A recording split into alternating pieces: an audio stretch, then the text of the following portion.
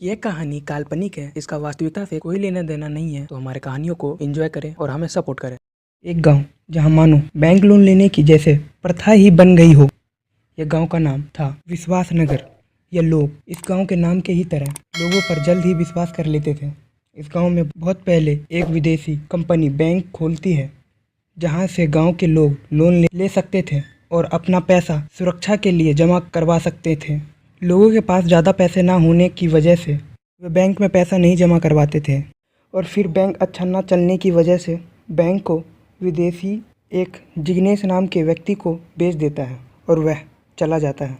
उसके जाने के बाद जिग्नेश एक हफ्ते में ही वह गांव आ जाता है और एक दिन के लिए वह पूरे गांव घूमता है। लोगों का रहना सहना देखता है। उनके रहन सहन देखकर वह समझ जाता है कि यह लोग के पास ज़्यादा पैसा नहीं है, और एक दिन का काम करने के बाद ही इन्हें मंगीलाल हीरालाल पैसे वाला से उसे एक दिन के 500 रुपये मिलते थे। गांव ज़्यादा बड़ा नहीं था, मिलाकर 700 से 800 लोग तक का गांव था। ज़्यादा मात्रा में लोग मंगीलाल हीरालाल पैसे वाले के पास काम करने जाते थे, और कुछ लोग अपने खेत में हल चलाते थे और सब्जी उगा के बेचते थे। जिग्नेश यह सब देखकर अपने घर चला जाता है और घर में जाकर सोचता है कि लोगों को बैंक से पैसा लेने के लिए क्या करा जाए। तब उसके दिमाग में एक बहुत गंदा और बहुत ख़तरनाक ख्याल आता है, और वह इसके बारे में सोचता है और मोबाइल से कॉल करके एक चोर को बुला लेता है, और चोर के साथ मिलकर लोगों के घर से सारा सोना चांदी और पैसा चोरी करने चला जाता है।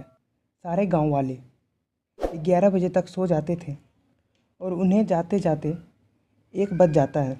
वे बारी बारी करके सारे लोगों के घर में जाते हैं और चोरी कर लेते हैं।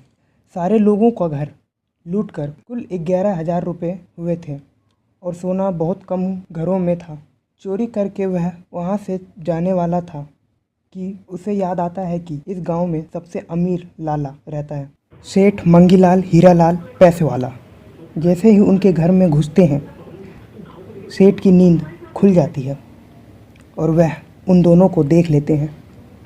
वह जैसे ही सबको चिल्ला के बुलाने वाला था, जिग्नेश उसे ऑफ़र देता है कि अगर हम दोनों मिलकर इस गांव को लूटें तो, और फिर वह सब मेरे आएंगे लोन लेने के लिए, तो कैसा लगेगा। मंगीलाल हीरालाल पैसे वाला बोलता है, इसमें मेरा क्या फ़ायदा। तब वह बोलता है, देखिए किधर, अरे भाई मेरा मतलब है सुनिए।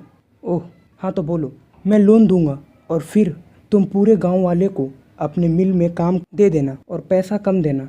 इससे तुम्हारा भी फ़ायदा होगा और मेरा भी होगा। तो वह मान जाता है। जब सुबह होती है तो सारे लोग अपने अपने काम पर चले जाते हैं। जब वह पहुंचते हैं तब मंगीलाल हीरालाल पैसे वाला उन सबको मना कर देता है काम करने से। कहता है कि आज मिल बंद है। तो वह सबको घर वापस आना पड़ता है।